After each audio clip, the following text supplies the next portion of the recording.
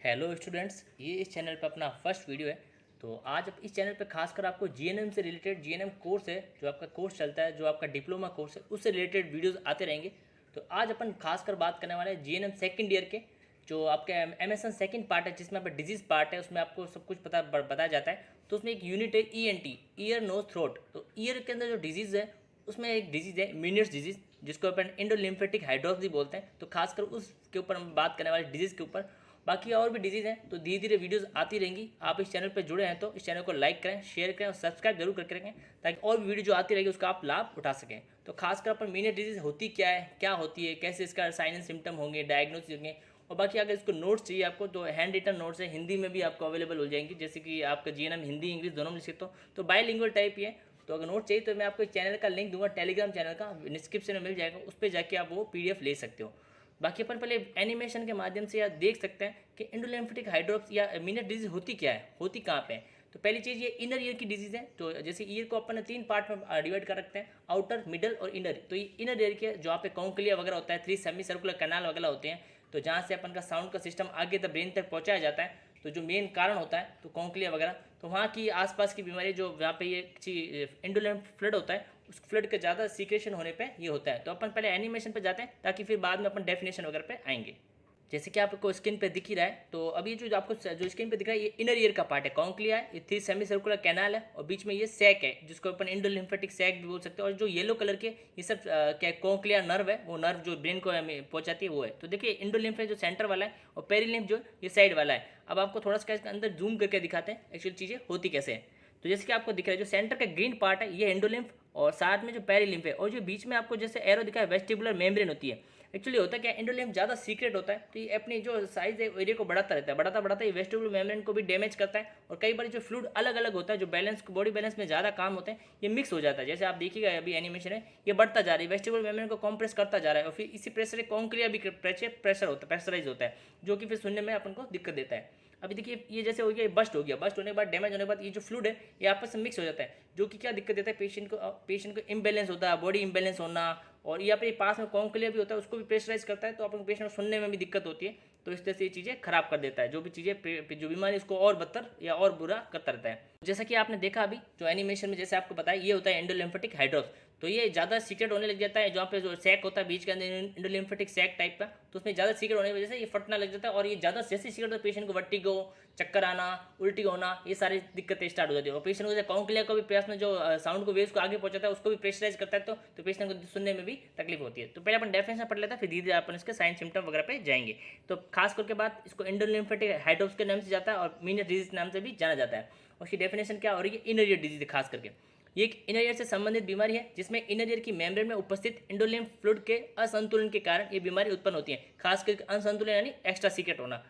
और इंडोलिम्फ फ्लूइड ज़्यादा एकत्रित होकर प्रेशर इंक्रीज करता है, जो वेस्टिब्यूल और कोक्लिया को कॉम्प्रेस करता है। इसके परिणामस्वरूप मरीज का बैलेंस इम्पेयर हो जाता है, पेशेंट खड़ा नहीं रह पाता, चक्कर आता है, और साथ ही मरीज को सुनने की कठिनाई होती है। और इस बीमारी का सर्वप्रथम वर्णन साइंटिस्ट प्रॉस्पर मेनियस ने किया था, इसलिए इसे मेनियस डिजीज के नाम से भी जाना जाता है। तो साइंटिस्ट के नाम से मेनियस डिजीज, बाकी इसको इंडोलिम्फेटिक हाइड्रोप्सी से भी नाम से जाना जाता है। तो अभी अपन आता है कॉजेज और कारण क्या होते हैं। तो पहला होता है अननोन इडियोपैथिक, मतलब कोई बीमारी का एग्जैक्ट कारण नहीं पता अभी भी, जैसे साइंटिस्ट पता लगाता है पर कोई एग्जैक्ट नहीं पता। बाकी नीचे जो सारे रिस्क फैक्टर है, अगर ये रिस्क फैक्टर पेशेंट को है तो चांसेस हैं कि इंडोलिम्फेटिक फ्लड ज़्यादा सीक्रेट हो सकता है। पहला तो अननोन का है, कोई पता नहीं कारण, कभी कभार किसी पर्सन को हो सकता है बिना कारण के भी। तो दूसरा डिजीज फैमिली हिस्ट्री, मतलब अगर पेशेंट के फैमिली हिस्ट्री में किसी को बीमारी हो रखी है तो चांसेस है कि उसको ये वापस हो जाए, उसके जो आगे के फ्यूचर है, जो जनरेशन उनको होने के।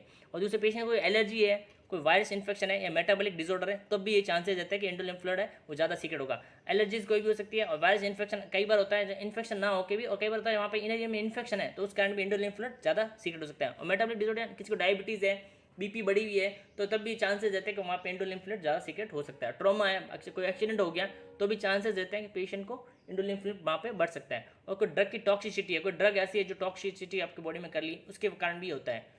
और बाकी ये मम्प सिफिलिस डिजीज होती है, अगर पेशेंट को मम्प सिफिलिस डिजीज है तो वहाँ पे एक रिस्क माना जाता है कि पेशेंट को इंडोलिम्फ फ्लड वहाँ पे ज़्यादा इकट्ठा होता है, तो वहाँ पे इन बीमारी को भी काउंट किया जाता है। और बाकी एक और स्मोकिंग, टबैको, अल्कोहल लेने वाले पर्सन, अगर कोई पेशेंट इनका ज़्यादा कंज्यूम कर रहा है तो भी इसको दिक्कत रहती है कि इंडोलिम्फ फ्लड बढ़ने के ज़्यादा चांसेस रहते हैं। और एक होता है सॉल्ट को ज़्यादा कंज्यूम करने से। सॉल्ट ज़्यादा कंज्यूम करता है तो आप सोचते जानते हो सॉल्ट ज़्यादा कंज्यूम करने से बॉडी क्या फ्लूइड रिटेन करती है, तो वहाँ पे भी क्या हो रहा है, फ्लूइड इकट्ठा हो रहा है। तो इस तरह से इंडोलिन फ्लूइड इकट्ठा हो रहा है, तो ये भी चांसेस रहता है कि सॉल्ट ज़्यादा लोगे तो आपका फ्लूइड रिटेन होगा, तो इंडोलिन फ्लूइड ज़्यादा सीक्रेट वहाँ पे होगा। तो ये तो थे कॉजेज। तो बाकी अपन साइन और सिम्टम पे आ जाता है लक्षण। तो इसका एक क्लासिकल ट्राइड साइन है, तो ध्यान रखिएगा इसी डिजीज का भी है। तो खांसी का एक क्लासिकल ट्राइड साइन है वर्टिगो, टेनिटस और सेंसरी न्यूरो हियरिंग लॉस। तो ये तीनों है, वर्टिगो ने चक्कर वगैरह आना, और टेनिटस यानी कान में घंटियां बजना, और सेंसरी न्यूरो हियरिंग लॉस। एक टेस्ट करेंगे बाद में, मैं आपको डायग्नोसिस में समझाऊंगा, रिनी एंड वेबर टेस्ट। उससे पता लगाता है कि पेशेंट को सेंसरी न्यूरो जैसे हियरिंग लॉस दो टाइप के होते हैं, एक होता है कंडक्टिव और एक होता है सेंसरी न्यूरो। कंडक्टिव यानी जो आउटर और मिडिल ईयर के पार्ट में कोई सेंसरी न्यूरो सुनने में कभी दिक्कत आ रही है, इन दोनों ये पार्ट की वजह से तो कंडक्टिव बोलते हैं। और जैसे अंदर की इनर ईयर पार्ट की वजह से कोई दिक्कत या कोई खराबी की वजह से आती है तो उसको बोलते हैं सेंसरी न्यूरो हियरिंग लॉस। तो खासकर इसमें सेंसरी न्यूरो हियरिंग लॉस होता है, क्योंकि ये इनर पार्ट की बीमारी है इस कारण। ठीक है, तो अभी और क्या होता है, इनर ईयर में फुलनेस महसूस होना, ज़्यादा फ्लूइड इकट्ठा तो पेशेंट में इनर ईयर में फुलनेस महसूस होती है। सीवियर नोजिया वॉमिटिंग हो सकती है, और जैसे चक्कर आएंगे तो ऑब्वियसली होगी। और एंजाइटी के कारण पेशेंट को टैकीकार्डिया हो जाता है, और डिसओरिएंटेशन, मरीज का बॉडी बैलेंस नहीं कर पाता है, और सीवियर ईयर पेन रहता है और हेडेक रहता है। ये सब के आपस में कौन एक साथ जुड़े हुए हैं, तो एक चीज़ होती है तो धीरे धीरे पेशेंट के दो तीन सिम्टम भी आने लग जाते हैं। अब खास कर बात करते हैं डायग्नोसिस के बारे में। तो डायग्नोसिस में एक होती है फिजिकल एग्जामिनेशन, जो अपन ऑटोस्कोप एग्जामिनेशन करते हैं, बाहर का आउटर ईयर में कोई इन्फेक्शन नहीं है, इस तरह से पता लगा लेते हैं। और फैमिली हिस्ट्री खासकर पूछते हैं कि इनको फैमिली में कहीं है तो नहीं, उस वजह से भी बीमारी हो सकती है। और पहले जैसे अब दूसरा देखा रेनी एंड वेबर टेस्ट, इसमें ट्यूनिंग फोक की सहायता से सेंसरी न्यूरो हियरिंग लॉस का पता लगाता है। तो एक टेस्ट होता है, तो ये अलग टेस्ट है, रेनी और वीवर है ना, दो अलग अलग टेस्ट है। तो ये 24 के साथ में होता है, इसलिए इसको साथ में जोड़ा गया है। तो इसकी वजह से इससे पता लगाता है कि पेशेंट को कंडक्टिव हियरिंग लॉस है या फिर न्यूरो सेंसरी हियरिंग लॉस है, तो इसका पता लगाता है मैं आपको। तो ये रेनी और वीवर टेस्ट होता है जिसमें ट्यूनिंग फॉक की सहायता से सेंसरी न्यूरो हियरिंग लॉस का पता लगाता है। और MRI CT स्कैन भी कर सकते हैं, जिसमें इमेजेस देख सकते हैं एंडोलिन फ्लड कितना इकट्ठा हो रखा है, कौन सा पार्ट इन्फ्लेमेशन हो रखा है। तो ये और ऑडियोग्राम द्वारा जांच, इसमें क्या होता है, पेशेंट को एक अलग से बॉक्स टाइप होता है, उसमें बैठा देते हैं और बाहर से उनको साउंड सुनाई देते हैं। तो पेशेंट को कौन सी साउंड सुनाई दी जाती है, तो बाहर से एक इशारे से या फिर कोई एक पॉइंटर होता है उस दबा के बताता है कि हाँ ये मुझे साउंड सुनाई दिया है, अपने हाथ से इशारा भी कर सकता है। तो इस तरह से टेस्ट होता है। और इसमें खासकर ऑडियोग्राम टेस्ट में क्या होता है, पेशेंट को कम से ज़्यादा की आवाज़ सुनाई जाती है, तो ये पता लगाता है कि पेशेंट कौन सी टाइप तक आवाज़ सुन सकता है। डेसिबल में होता है, जैसे आप जानते हो साउंड वेव्स कितने, और जैसे अपन नापते हैं तो कौन सी टाइप तक, जैसे 15-20 डेसिबल सुन पाता है, 40 डेसिबल, इस तरह से कौन सी साउंड तक वो सुन पाता है, उसकी कान कहाँ तक वो आवाज़ को कैप्चर कर सकता है, ये पता लगाता है ऑडियोग्राम द्वारा से। अब आता है मेडिकल, इसका दो मैनेजमेंट होता है, मेडिकल भी होता है, सर्जिकल भी होता है। तो खासकर मेडिकल में क्या तो सिम्टोमेटिक चलता है, जो चीज़ों पेशेंट को तकलीफ होती है उसको दूर करते हैं। इसमें पहला होता है पेशेंट को एंटी हिस्टामिन ड्रग देते जाते हैं। तो ध्यान रखना, इसमें एंटी हिस्टामिन ड्रग चलती है जो इंडोलिन फ्लूइड को सीक्रेशन को कम करती है, जैसे मैक्लेजिन, साइक्लेजिन, ये होती है। जो इंडोलिन फ्लूइड ज़्यादा सीक्रेट हो रहा है तो उसको सीक्रेशन को कम कर देती है, तो इससे के पेशेंट को वर्टिगो चक्कर वगैरह कम आने लग जाते हैं। और पेशेंट को नोजिया वोमिटिंग दूर करने के लिए एंटीमेटिक ड्रग भी दी जाती है, सिनार्जिन और प्रोक्लोरप्राजिन, ये दो होती है जो एंटीमेटिक ड्रग देते हैं। ठीक है, और तीसरा एंटीबायोटिक ड्रग, जैसे कि अगर कोई बैक्टीरियल इन्फेक्शन होता है इनर ईयर में, अगर चांसेस हैं वहाँ दिखता है, तो अपन आप अपने पेशेंट को एंटीबायोटिक ड्रग दे सकते हो। और साथ में पेशेंट को क्या है, वर्टिगो का चक्कर के ऐसे एपिसोड आते हैं बार बार, तो उसको दूर करने के पेशेंट को आराम करने के लिए सेडेटिव भी देते हैं, डायजेपाम, तो वर्टिगो के एपिसोड को रोकते हैं। और बाद में अब जैसे आपने देखा होगा इंडोलिन फ्लूइड इकट्ठा हो रहा है, बॉडी सॉल्ट ज़्यादा खा रहा है तो बॉडी में जो फ्लूइड रिटेन हो रहा है, तो वहाँ अपन डाययूरेटिक्स देके एडिमा को कहीं पर भी हो रही है तो उसको कम कर सकते, थायराइड। और अगर इन्फ्लेमेशन भी हो रहा है तो एनासिड्स दे सकते हैं इन्फ्लेमेशन कम करने के लिए। और जैसे कि बताया था कि वहाँ कान की जो ब्लड सप्लाई में रुकावट हो रही है, तो वहाँ पे वाइजोडाइलेटर निकोटिनिक एसिड की भी दे सकते हैं, जो कान की ब्लड सप्लाई को बढ़ा देगा ताकि पेशेंट को अच्छा फील हो। और सर्जिकल मैनेजमेंट में क्या आएंगे, दो चलेंगे, इंडोलिम्फेटिक सैक डिकम्प्रेशन। इसमें इंडोलिम फ्लूइड ज़्यादा एकत्र होने पर उसमें सर्जरी द्वारा होल करके शंट लगाया जाता है और फ्लूइड को ड्रेन आउट किया जाता है और प्रेशर को कम किया जाता है। इसमें कुछ नहीं होता है, जहाँ पे इंडोलिम्फेटिक सेक होता है उस पर बोनी एरिया होता है, उसको थोड़ा सा छेद कर लेते हैं और वहाँ पे शंट लगा देते हैं। उस शंट से जो इंडोलिम फ्लूइड अंदर एक ज़्यादा इकट्ठा उसको थोड़ा ड्रेन आउट कर लेते हैं, जो नॉर्मल जैसा होता है इस तरह से। तो ड्रेन आउट करने के बाद पेशेंट को अच्छा फील होता है, वर्टिगो वगैरह चक्कर आना कम हो जाता है। तो इस तरह से इंडोलिम्फेटिक सेक डिकम्प्रेशन, मतलब उसका प्रेशर को कम करना, डिकम्प्रेशन, इस तरह से। और दूसरा होता है वेस्टिबुलर नर्व सेक्शनिंग। इस सर्जरी में एक ईयर की वेस्टिबुलर कोक्लियर नर्व को कट कर दिया जाता है, जिसमें ब्रेन को एब्नॉर्मल मैसेज जाना बंद हो जाता है और पेशेंट को वर्टिगो से राहत मिलती है। जैसे आपने देखा होगा वहाँ वेस्टिबुल मेम्ब्रेन थी, उसमें एक नर्व जाती है वेस्टिबुल मेम्ब्रेन की, खासकर जो बॉडी को बैलेंस वगैरह करती है, खास करके जो वहाँ पे वेस्टिबुलर मेम्ब्रेन का जो साइज जैसे बड़ा देखा था बस्ट हो जाता है, तो उसमें जो क्या मैसेज पहुँचाती है, जैसे इंडोलिन फ्लड है उसको डीकम्प्रेस करती है तो वो मैसेज ब्रेन तक पहुँचाती है, जिससे अपन को वर्टिगो वगैरह होता है। तो ये क्या करते हैं, उस नर्व को कट कर देते हैं। और ध्यान रखना, एक ईयर में कट करेंगे, दोनों ईयर में नहीं करेंगे, दोनों ईयर में करोगे तो बॉडी बैलेंस नहीं कर पाएगी। तो एक ईयर में कट करके काम चल सकता है, अगर दोनों ईयर है तो ये नहीं करेंगे, एक ईयर में है तो उसको कट कर देंगे, पेशेंट को वर्टिगो ज़्यादा हो रहा है, बहुत ज़्यादा दिक्कत हो रही है, तो अपन वहाँ पे इसको कट कर देते हैं। तो एक ईयर में कट कर देंगे, दूसरा ईयर है वो अपने को बैलेंस संभाल लेगा। तो इस तरह से वेस्टिबुलर कॉक्लियर नर्व कट करके भी पेशेंट को राहत मिल सकती है।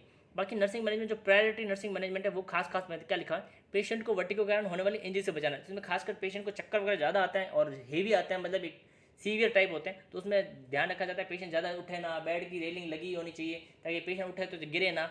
तो इस तरह से पेशेंट को इंजरी से सबसे पहले बचाना। और दूसरा, पेशेंट को लो सोडियम डाइट, नमक कम देंगे क्योंकि फ्लूइड रिटेन नहीं होना चाहिए बॉडी में, क्योंकि इंडोलिन फ्लूइड बढ़ेगा, ठीक है, इसलिए। और पेशेंट को स्मोकिंग, कॉफ़ी और एल्कोहल बंद करने के लिए सलाह देंगे, क्योंकि इन चीज़ों से रिस्क होने की वजह से भी इंडोलिन फ्लूइड बढ़ सकता है। और पेशेंट को स्लो बॉडी मूवमेंट करने की सलाह देंगे ताकि इंजरी से बच के, सीधा खड़ा नहीं होना, कोई भी चीज़ करनी धीरे धीरे उठना, इससे क्या इंडोलिन फ्लूइड ज़्यादा है वो हिलेगा डुलेगा नहीं, तो उस वजह से भी क्या होता है, चक्कर वगैरह ज़्यादा नहीं आएंगे। और पेशेंट को जोर से छींकने और खांसने से मना करें, इससे भी क्या होता है, इंडोलिन फ्लूइड ज़्यादा सीक्रेट होता है या फिर ज़्यादा इकट्ठा हो रखा है तो वो मिक्स होने के चांस रहते हैं, जैसे कि आपने पहले ही देखा तो एनिमेशन में। तो इस तरह से भी आपको पेशेंट को ज़्यादा सिम्टोमेटिक या दिक्कत होगी, उल्टी वगैरह आना, चक्कर ज़्यादा आना, तो इस तरह से पेशेंट को ये चीज़ करने से मना करेंगे तो पेशेंट धीरे धीरे धीरे बेहतर होता रहेगा। तो ये थी पूरा मीनियस डिजीज़ के बारे में। हो सकता है ये पहला वीडियो तो कुछ चीज़ें छूट गई हो, कुछ चीज़ें फर्स्ट वीडियो, तो नेक्स्ट वीडियो में और इंप्रूवमेंट करेंगे। बाकी आपको कुछ जानना हो तो आप कमेंट जरूर कर सकते हैं और अभी नेक्स्ट वीडियो जरूर आएंगे। बाकी आप इस वीडियो में और क्या इंप्रूवमेंट कर सकते हैं तो कमेंट के जरिए जरूर बताएं। और आशा करते हैं वीडियो अच्छी लगी होगी तो प्लीज़ लाइक करें, शेयर करें, सब्सक्राइब जरूर करें। बाकी वीडियो को पूरा देखने के लिए धन्यवाद।